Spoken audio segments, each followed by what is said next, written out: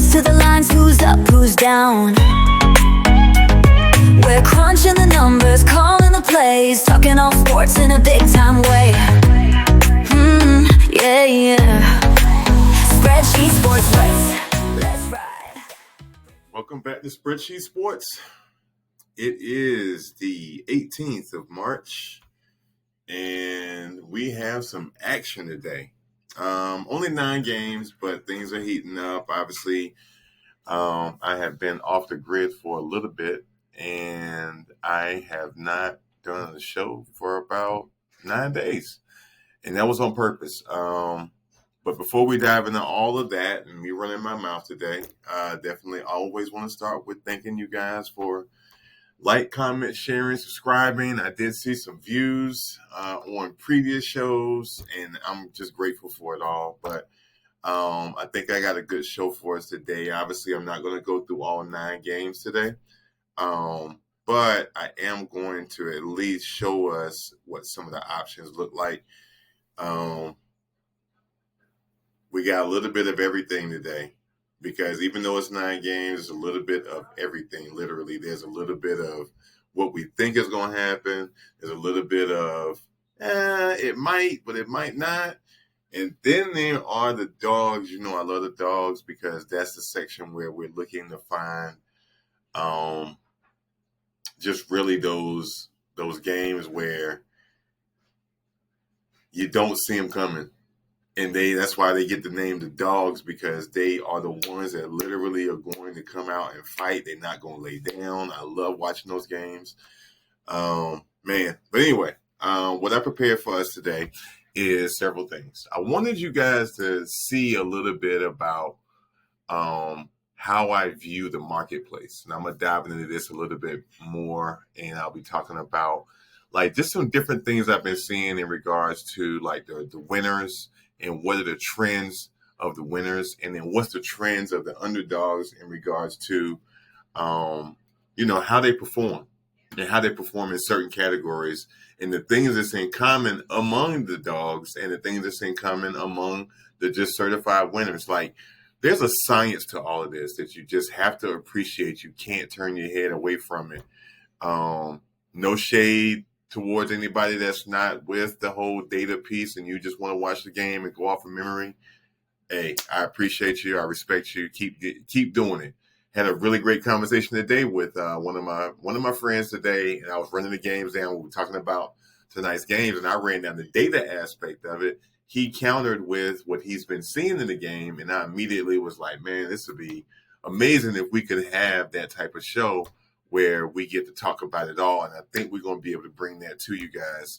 So we're working on the details of that. And I also got a couple of people that want to do some interviews, and some people that have gotten some really, really, really big hits with straight bets, parlays, round robins, just some real success stories. Now, these people don't use my show, or maybe they use it a little bit. But more importantly, I just wanted you to hear their perspective about what they do and how their strategy goes in line with their activity. And maybe we all get better from that. But anyway, let me stop running my mouth. Let's dive into the show. I'm also going to show you my record in regards to what I select and how that is working for me or not working for me. Because I'm all about transparency. Again, this is not about ego. This is all about learning and providing a community where we all get better. So let's dive into it and let's get started. When you think about the trends in the marketplace, right, there's some certain things that you want to take flight of. And here's what they are. What I have noticed, especially in the last, 10 days. So I started tracking this 10 days ago, where I pulled out some different KPIs for the teams that are winning, right? And this is specific for NCAA. This is much different than NBA. But when you look at the market trends, you'll see, if you follow the curves, what changes and what is actually the activity that's constant among the winners, right? So as we look back as 310, kind of like heating up towards the individual conference championships, right? They were pretty much like all around 60% in regards to the ratios. So as long as they were at 60%, then you could identify your winners in regards to 60% of average projection for the win-loss ratio. 60% for DR. DR stands for D ratings. That's somebody I use to calibrate against my own data. 60% or higher in regards to the win loss ratio at home or on the road. The other thing that I noticed as well was that it stayed down below or right at 0%, which was the defensive rebound difference, right, between the two different teams. I don't know why I got tongue tied there, but you'll notice that as your trends. But what do you see on the 15th? This is when we got closer to the actual championships, right? So when we look at that model, you'll see what changes. The teams that won were the teams that actually were better either on the road or at home than their opponent. That's all you really got to look and remember. If you do that, then you can find you some really good prospects for some winners. When it comes to the dogs, though, a little bit all over the place. If you can find a team, obviously, when you look at the data, if you can look at the find the team that is anywhere from 40 to 60% for the win loss ratio at home or on the road, and anywhere from 40 to 60% for somebody that is also DR is thinking that they're going to be a good winner. Um, if you are looking at anybody that has an average projection percentage of over 40 to 60%, that's another good indicator. And then the fast break point conversion. That fast break point conversion is something we're gonna look at a little bit, further down. But man, if they ain't on something, like literally, this is just, the trends. But if you follow this in regards to making a selection for either watching a game or either to bet on the game, again, I'm not giving you betting advice or telling you you should do X, Y, and Z. We're all learning together, right? So when you look at this trying to gives you an idea of what to look for when you're looking for a winner. Just something I came across, just studying it a little bit more in detail, but I know that it probably is going to be helpful for a lot of people. Like, where do I start? Like, a lot of people ask the question to themselves, where do I begin to try to find some games to observe and follow or even bet on? This is a good way, that is a good starting point. Find the ones that have this type of trend. And if they do, that's where you begin. And then you do something we call shaving, then shave it down for other KPI categories. And in that way, you'll end up with what you have today. So I'm going to show you what I came up with by following this method. And then we'll literally look at the games that I chose. But let's look into this other part where I'm going to share with you my record so far. And in that way, you'll have an idea from a transparency perspective. How do I do from using these different tactics by using the data with Spreadsheet Sports? So here we go. Open book. I am an open book. So as you see right now, and I'm gonna make sense of all this data. So on the left-hand side, you're looking at the actual grid that I turned into a chart, right? And this is my win-loss ratio. In regards to all of the bets, and I do bet, I'm just not going to encourage somebody else to bet, okay? To each his own. But if you're doing this, at least have some type of practical logic behind what you do. And I wanted to show this to you, that way you can see, hey, okay, he doesn't know what he's talking about, or he does know what he's talking about, or he's getting better. I'm cool with any one of them. I'm not here to impress you guys. I'm here to learn and grow right along with you. But as it relates to my record, you'll see here that when it comes to all of my bets that I make, and I make a variety of different bets with college sports. With college sports, I lean heavy on money line, the spread, the points, individual points for a team, and I'm heavy on total points for the game, whether it be over or under. But when you look at this, you'll see that 68% of all of the bets that I make, I hit. 66% of the money line bets that I make, I hit. 70% of my spread bets that I choose, I hit. And 60% of the individual points per game, per team, I hit. Now, I'm horrible right now with total points. I just like it because it's just so It's something I feel like I can put my finger on, but I'll get better with it as I keep studying the data. Again, don't confuse this with NBA. NBA is a completely different world when it comes to prospecting those games, night and day. But when it comes to this, so far so good. I just got to get better with total points, and it's probably going to be an instant flip. If I think a team is going to go over, I probably should go under, right? But I need a metric to measure that by. I don't want to just throw stuff at the wall and see what sticks. It has to be very measured for me, very systematic, very calculated, very scientific. If it's not any of those things, I can go ask the Alfred at the gas station, who do I think going to win tonight, and bet that if I was going to go that route. But I don't go that route. I'm trying to keep it mathematical. You see my journey over, since the 11th, and I just want to start documenting this for you guys. Since the 11th, I started out kind of mediocre, and then literally it's gotten better over time. Um, like I said, on the 15th, um, that's what I did. Those are my results. Last night, I didn't do any betting, but tomorrow I definitely will. But when we put this up, it's starting the beginning of all of my shows, and that way you can watch us through the journey of the March Madness all the way into the championship, and you can see how that works. And then again, I apply the same philosophy, but not the exact same formulas for pro. So once you look at my pro content, you'll understand why I do what I do the way that I do it, because it's similar in the logic and the scientific logic, but it's different in regards to the individual formulas to capture the KPIs, right? So I hope this helps by showing you guys this. At least that way you kind of know where I'm coming from, and I'm not blowing smoke up your behind. But especially with me showing the record every day, and I'm also showing you on the show what I think may hit, what might not hit, why I think it may or may not hit.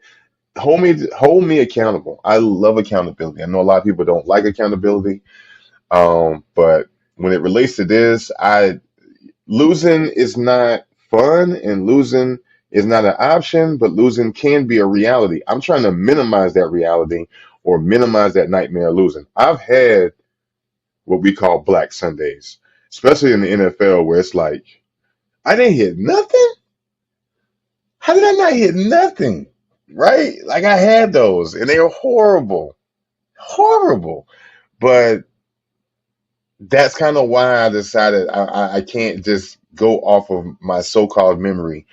I am a person. I get fatigued at times. I have real life things I'm dealing with. So there's going to be scenarios where I literally I missed the mark because of fatigue or because of life. And I also have kids, and they distracted me or they bothered me or whatever the case may be, right? So when those things happen, it takes your focus away. And I still have a full-time job, and the people rely on me in this job. I'm not just going to clock in. Like, I make things happen. I solve problems. I add value. And when I'm trying to compartmentalize all of that, it can be tasking at times, but that's where spreadsheet sports comes in for me, because I literally can rely on the data, not my gut, not what I think, not what I'm trying to remember in spite of all of the distractions.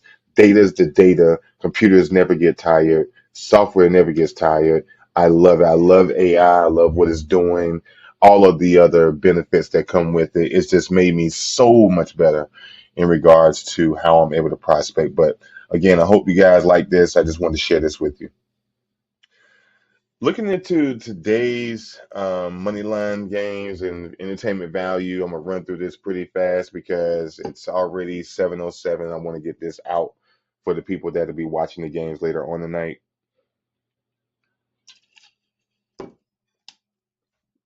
When you look at our slate for what money line games I like today, I'm obviously I like Alabama State. I like Middle Tennessee State.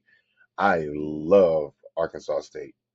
When I tell you I love it, I'm gonna tell you how much I love it. It's probably the most drilled down game of today. I mean, anything can happen, yes, but I love Arkansas State today. I think they're going to not only win, but they cover the spread. It's no bet you could choose again with them. That's just, I don't think, not going to happen. Again, not a betting show. You make your decision off of the data that I share with you, but that's what I think about Arkansas State. I could be wrong. I'm just a dummy on the internet, but you never know. Oklahoma State, I also like them as well. For a money line, I just think these four teams have the best situation in place for them to win.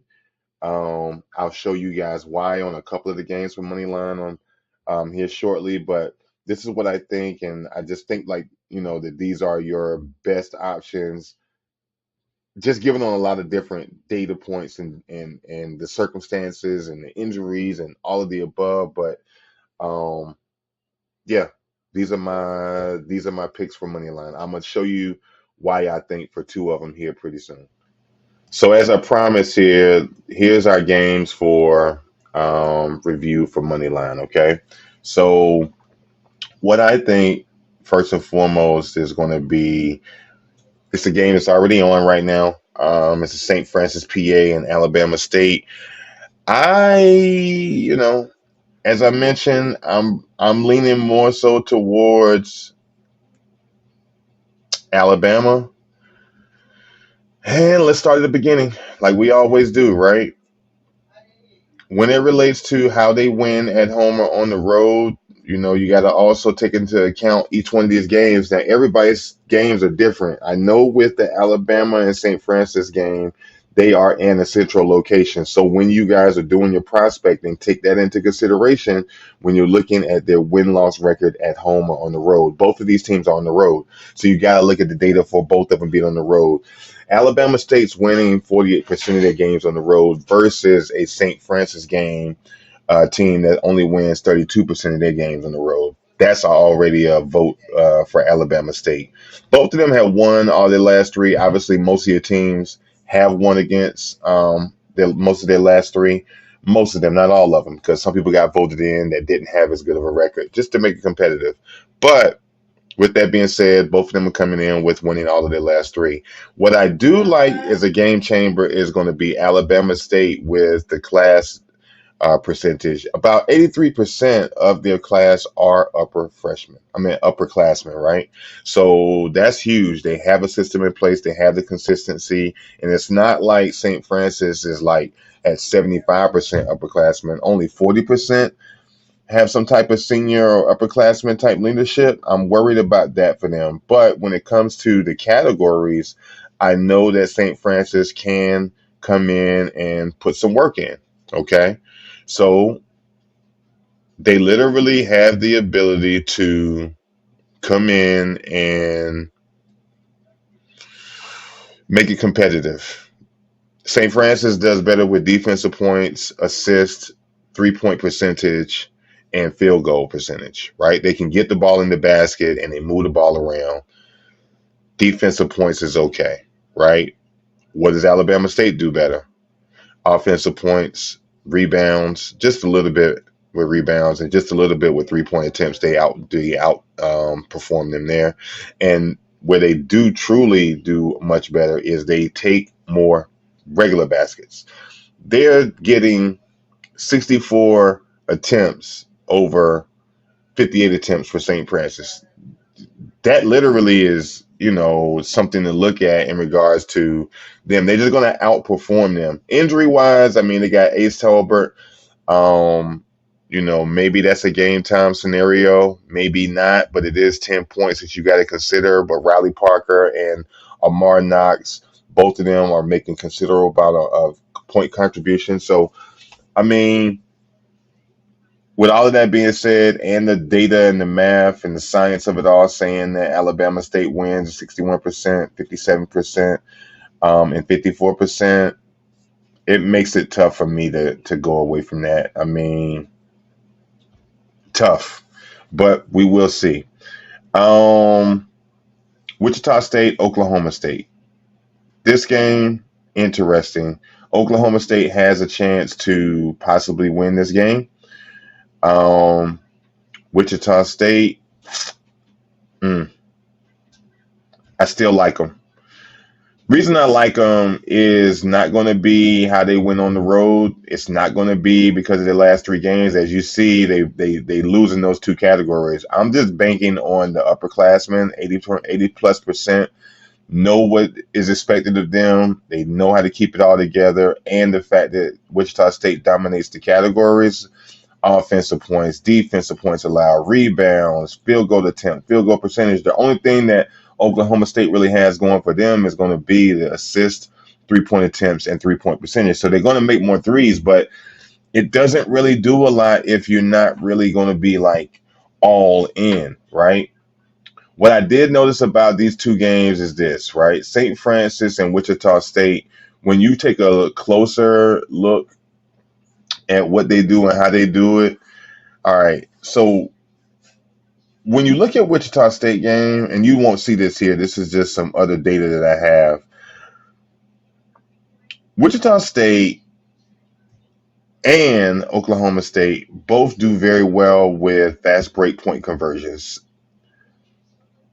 But Oklahoma only out rebounds with defensive rebounds Wichita State by 1 rebound. So both of them are hustlers. Both of them are going to get at it. Wichita State probably is the better choice because they win and dominate all of the other categories. Plus, they do well with fast break conversions and defensive rebounds. So that's attractive. St. Francis and Alabama State, different story. Alabama State does much, much, much better with fast break point conversions. They getting about 14 points just off of fast breaks. You got to respect that versus a team that only gets 8 or 9 points on fast breaks with St. Francis. So I think if Alabama brings the hustle to it, and I'll turn the TV on here pretty soon and I'll see it for myself. But I think that along with having the injuries being the favor of Alabama State, and the injuries are in Oklahoma State's favor for that game, but I don't think it's significant enough. Like, neither one of these games have any game time decision people. So I think with that reality, injuries aren't going to be that. So, like I said, my observation and prognostication, for using these big words, I think we're looking at a Alabama State and an Wichita State game. Winners for money line. I could be completely wrong, but that's what I think the data's screaming at me about. Oklahoma State should give them a dogfight here at 9 o'clock, but I don't know if it's going to be enough, but we'll see. We will see. It's going to be quite interesting. With the spread, you're going to see a little bit bleed over from the money lines. I mean, there's just some, like I said, Arkansas State, I mean, what don't you take them for? For this selection of spreads and entertainment value games that I think are going to be like good, and the underdog is not going to get beat as by many points as the books think, and I think also the winners, right, the proclaimed winners, I think they're going to not only win, but they're going to get the spread and blow out a little bit. I don't think we're going to see any blowouts for any of the games throughout this whole tournament because these are all the people that technically supposed to be here. Some people will argue that they shouldn't be, and this other person should get voted in, and all of that other stuff. And I get it, that's cool, but this is what we got. Okay, so we're gonna rock with what we got. Kent State, Arkansas State, Wichita State, San Diego State, Cal State Northridge, UC Riverside. I think all of them are going to cover the spreads. I mean, you got Kent State with +4.5. You got Arkansas State -4.5. Wichita State +5.5. San Diego State +4.5. Cal State Northridge +6.5. UC Riverside +10.5. Even though these teams I think are going to lose, and I do have a couple that I think are going to not only cover the plus spread or the positive spread, I think they also have the potential to win. I'm going to break those games down for you, but I think this is what we're looking at for the people that are going to achieve the spreads. I stayed away a little bit more from the negative spreads. I'm not a fan of them. It's just a personal preference, even though the data says that they'll possibly hit. But this is what I got. And I got a couple other ones that I'm gonna play around with. But I only wanted to show you the ones that I think are probably have the most highly probability of it going this way. But let's dive in and look at it a little bit more closely. Here we go. Kent State, St. Bonaventure. They are going to be playing this game in St. Bonaventure territory. Same thing goes for Arkansas State. They're going to be in Arkansas for that game.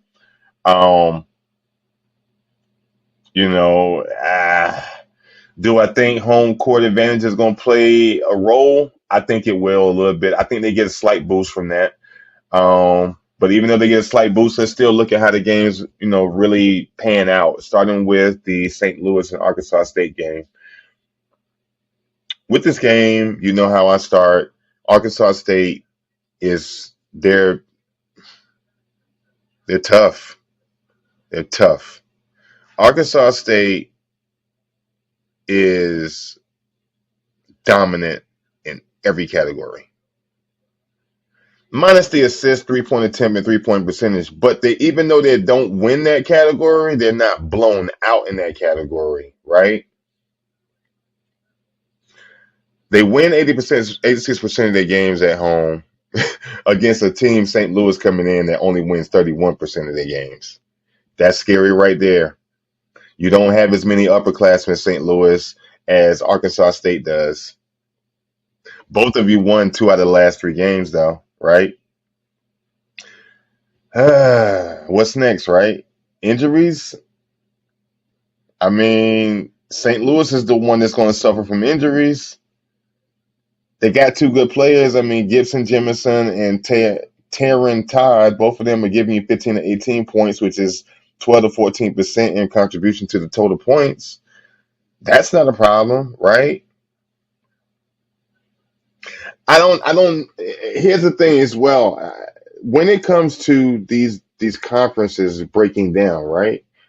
The thing about the conferences breaking down is that I think the problem you're going to have is if you were to look at the conferences and be like, oh, it's a bum conference, just because this other team is in this other conference, they're going to win, you're going to be fine. You're going to find yourself very disappointed.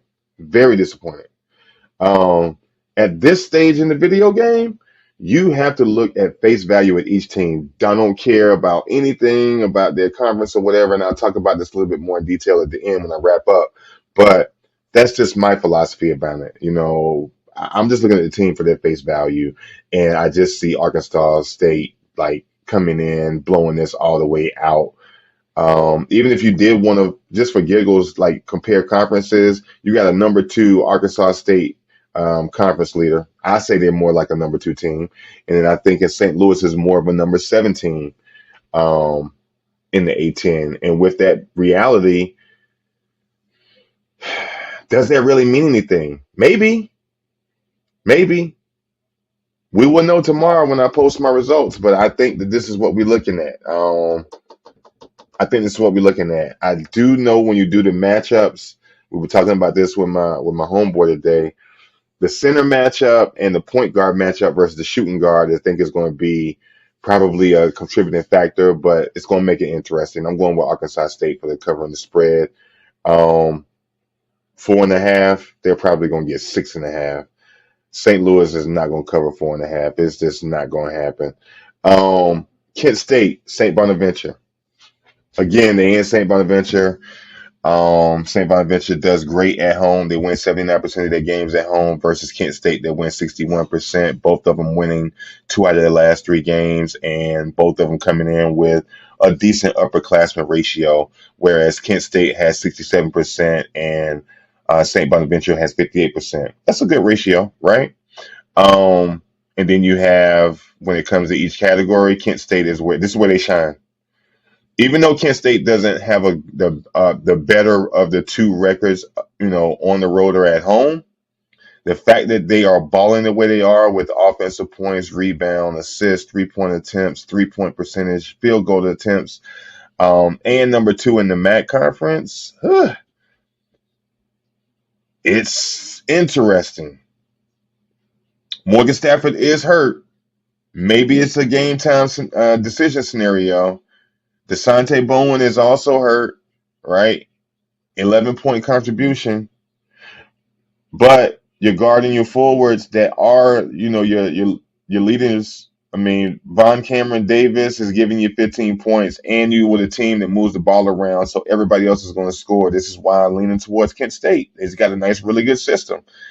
A really good system with senior leadership, junior leadership, upperclassmen leadership. I don't know if I want to go against that. And it's not like St. Bonaventure is a bunch of kids. They have leadership. They have the senior leadership. They have the juniors on the roster. But I think that it's just not going to be enough. It should be because St. Bonaventure is home.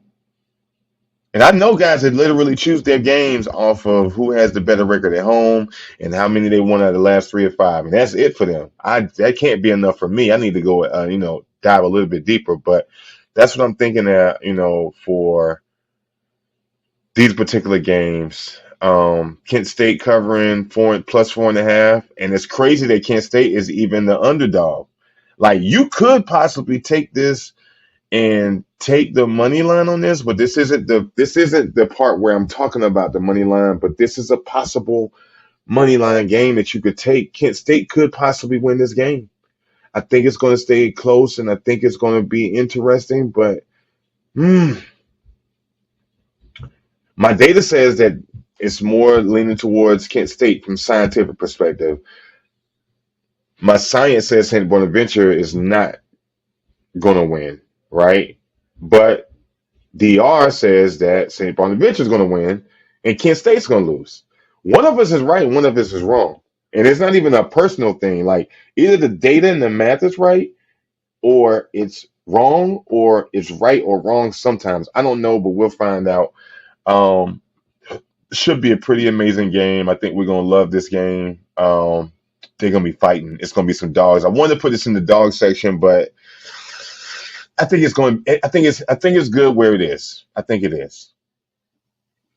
So here's the best part of the show, or the best part in my opinion. The dogs in the fight. The dogs. The people that we think don't have a chance, but they're gonna prove us wrong. I think they're gonna prove us wrong. I know I talked about Kent State on the last segment, but here they are. I did put them into the dog section. I'm glad I did. These are my dog selection: Kent State, Jacksonville, Chattanooga, Wichita State. I think they not only can cover the plus spread, I think they can win. I think they can win. There's two that I'm going to show you, but I think they can win. This is plus cheese. Don't miss out on an opportunity. Have fun. Don't have so much anxiety when it comes to choosing these games. The data is the data. You need something to rely on. You need something to lean on. I lean on my data because it's logical. When I used to make selections off of my stomach and my gut or what people are telling me, I'm biting my nails, I'm smoking halfway through the game. It's bad anxiety when I'm relying on stuff that is just like up in the air. I don't watch your pundits on the sports shows talking about that. If because I don't know if these professionals, I don't know if they're getting paid by these sports books. And I don't know if the sports books are telling them to lean the game a certain way and they getting compensated on the backside by giving out bad information. I can't trust them. I can trust my data because it is literally the data of the game, unless the sources I'm using are giving out bad information. But if they were, then I have something in place for that because I pull team data from 3 different places and compare it to make sure that neither one of those three sources are lying about the data. So far so good in checking off everybody. But this is what I think for the dogs in the fight. Let's look at these two games and see how it could possibly unfold. So starting at the top, Jackson State, Georgia Tech. Georgia Tech don't have a snowball's chance in hell, in my opinion, of winning this game. I'm not going to spend a lot of time talking about this one. I can't believe Jacksonville State is actually the underdog. It blows my mind. I don't know whether it's because Georgia Tech is ACC and it's Conference USA. Like, who cares about that? Like, I'm going to wrap that up in my monologue here at the end about why that doesn't matter, in my opinion. But let's break the game down just because it's just what we do, right? So, when you look at the Georgia Tech game and you look at Jacksonville State, let's forget about the conferences. Let's just talk about how they play ball, right? Georgia Tech wins they win 74% of their games at home. Okay, the books think that that's it. Jacksonville State wins 50% of their games at home. Okay, there's that. I mean, when they're on the road, right? Let's look at the last 3 games. Jacksonville State's on the tear. They won 2 out of 3, where Georgia Tech has only won 1 out of 3. Jacksonville State has more upperclassmen.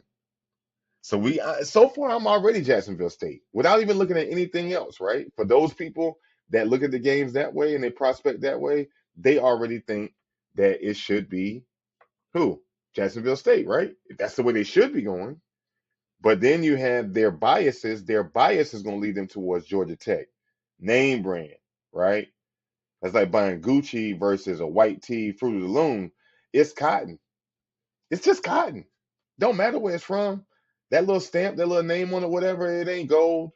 It ain't gold. It wouldn't even matter if they had gold in it because gold is gold. It ain't Gucci gold. So that's just how I look at these teams. Like literally pound for pound, stat for stat, activity for activity, the grit that they have, those type of things. I'm looking at that, right? When you look at the offensive points, defensive points, who wins that? Jacksonville State. When it comes to rebounds, who wins that? Jacksonville State. The only thing that Georgia Tech has on them is assists, moving the ball around, and how many times they're going to take more shots. They only take it one more shot than Jacksonville State. How do you go against that? I didn't. I'm not. So that's just where I stand with it. But Jacksonville State dominates all the categories. They're number 6 in Conference USA versus a number 11 ACC team. I'm not impressed. I'm not impressed. Um, the math and the science of it all says that Georgia Tech wins. I love this because when you just rely on the computers and the data in that way and don't have any interpretation of it, you will get caught in a game like this and make the wrong decision. In my opinion, I just don't see Georgia Tech win this game, and the main reason I don't see them winning is going to be this. Okay, Georgia Tech has 4 game time decision people. Those 4 people account for close to around 40%. I mean, 43 points. That's around 60 plus percent in regards to how their points can be affected. Now, is everybody not going to play? We won't know. I mean, we know now it's 7 o'clock and it's 7:11 right here. So, and I'm filming the show. They probably are competing right now, or those 4 people didn't check in, or 2 of them did. Even if 2 of them check in, I still think Jacksonville State wins this game. Even if 3 of their players from Game Time Decision check in, I think Jacksonville State wins this game. I could be wrong. I could be the dummy on the internet that's wrong, but I think that I might be right on this one. I think I might be. I think this might be some low hanging fruit. I think you can definitely G off with this. Um, I think you could choose either or the positive spread, or you could choose the money line. You're good either way, I think. Just my opinion. Chattanooga, Middle Tennessee State.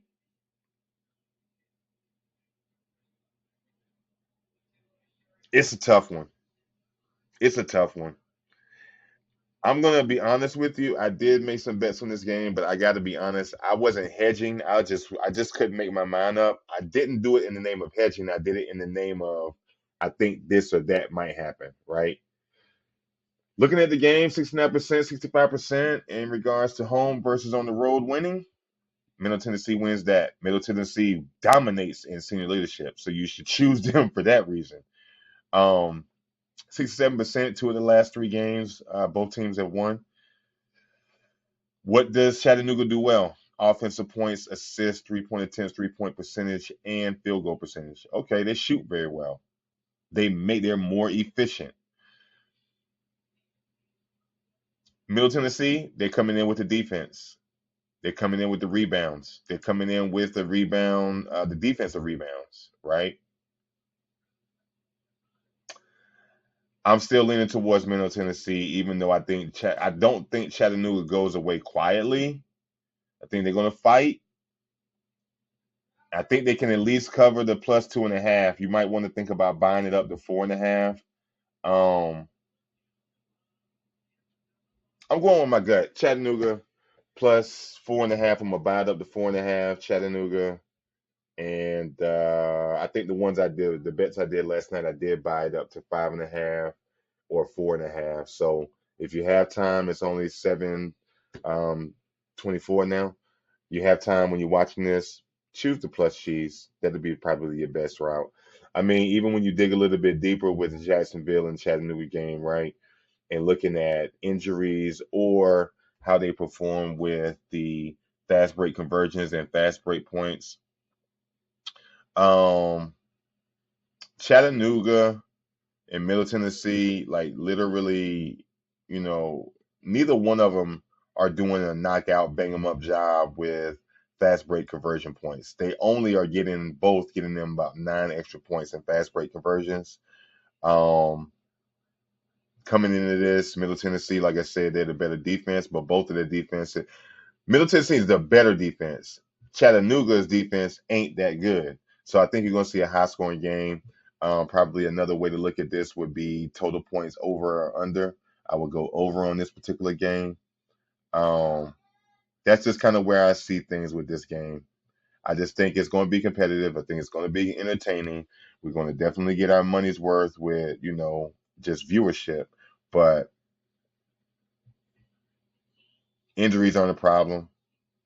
Honor Huff, Justin Porter, both of them getting you 15 points. They're making their contribution, which is a small contribution. I think with that being a small contribution, if Middle Tennessee can pass the ball around effectively, which they don't do better than Chattanooga, see, that's the thing. Chattanooga moves the ball around better. I think with them moving the ball around better and having a really good offense, and on top of that, just being a dog in the fight, I just Chattanooga for the plus 4.5. I really would have to jump off the porch to go all the way in on money line, but I don't know. We'll see. I think it's going to be a great game. So that brings us to the end of our show. 9 games on the table. A lot of really great entertainment. A lot of opportunities to make some money. I wish you all the best. Um, I will leave you with this. At this stage of the video game, this is not about whose conference you came from. They this is Gladiator 101, right? And I don't know whoever's watching this, if you played sports before, then you'll understand what I'm talking about. When I lined up against my opponent on the other side of the field, I didn't care what school they played from. I didn't care how intimidating their little walkout was, in high school or when I played in college or whoever we were playing, right? I never cared about that.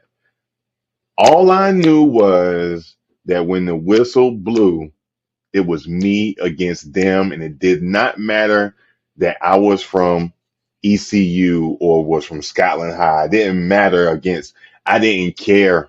I'm going to dominate you. I'm going to grind your bones into dust. I am going to try to cripple you or put you out of the game. Literally, you will not be competition.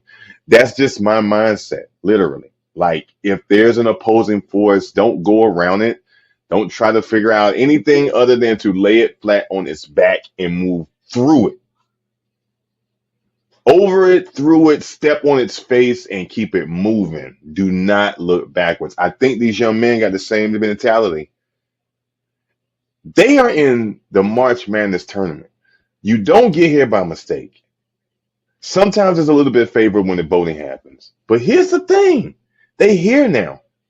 I don't care if you're from SWAC, MEAC, ACC, SEC. It don't matter where you from. All that matters is that there's a rubber ball, there's a metal rim, and everybody got on some type of sneakers with rubber and plastic and cloth shoestrings, and you got on a jersey and some shorts.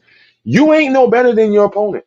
You are a man and you bleed just like they do. And either you're going to step up to the plate and compete, or you're not, and you're going to lose, and you're going to go home, and you're going to watch me win the rest of this tournament. That's the mentality they got. And there is no other mentality to have, literally. So I wish us all the best. I know we're going to have an amazing viewership for entertainment value today. Look forward to it. And most importantly, if you found value today, please like, comment, share, and subscribe, whichever one in that order. But definitely thank you guys for coming to the show. Thank you for voluntarily coming to the show. I greatly, greatly appreciate it. I will see you on tomorrow. I'm going to do a show every day, literally, because we got games every day. I'm going to do something different for you. I'm going to start broadcasting them earlier. I'm gonna try to get in between that 12 to 1 o'clock slot. That way you have time to review the show and then go and start your own research, or maybe I help give you a starting place with your show. But I'm gonna try to have them out between 12 and 1 for you every day, and then that way all of us can benefit from having it earlier. Again, with this not being a betting show, I don't really want to put it out there for people that want to use it for those reasons. I'm just here as a resource for you guys. Data, analytics, spreadsheet sports at its finest. I hope this is just helping those that are out here just trying to figure out things. And I do have some other show concepts coming up, whether it's the interviews with those that have been successful in this sporting arena and betting. Also, those that are on the data science perspective of it all. We're going to talk about data science formulas, algorithms, how to create them, how to modify them, using Excel, maximizing Excel. And then, like I said, I have a friend that we're going to possibly going to be doing a show once a week where we're blending the marriage of my data and his expertise on observing and watching the game and the styles and the strategies of the game, and making that make sense together of the data and his observation making sense for the game. So anyway, hope you guys enjoy your evening. I will see you on tomorrow. Yeah, Thank you again for lights coming on, to game Spreadsheet. time, let's break it all down. From the spreads to the lines, who's up, who's down. We're crunching the numbers, calling the plays, talking all sports in a big time way.